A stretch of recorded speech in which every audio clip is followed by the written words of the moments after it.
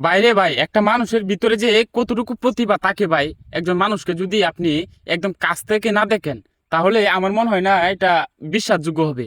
দেখেন ভাই, এই লোকটা একটা রাস্তার নেম প্লেটে লিখতেছে, সে কত সুন্দর করে তার প্রিন্ট ভাই। এত সুন্দর প্রিন্ট আমার জীবন আমি হয়তো আগে কখনোই দেখি নাই। দেখেন কত সুন্দর করে সে লিখতেছে ভাই।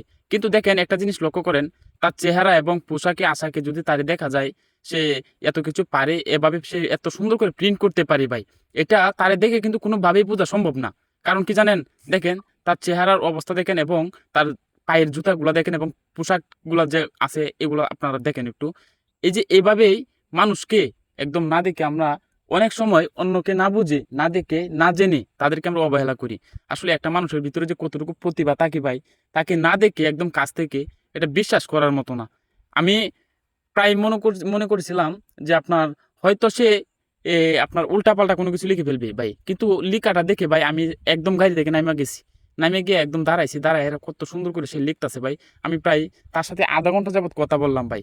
কথা বলার পরে সে আমাকে বলতেছে যে সে লেখাপড়া করছে এবং সে প্রিন্টের কাজ করে আরো আগে থেকে, কিন্তু লেখাপড়ার পাশাপাশি যে সে প্রিন্টের কাজগুলো শিখতো, সে আরো ছোট কাল থেকে কিন্তু এগুলা করতেছে, সে আমাকে বললো আর কি।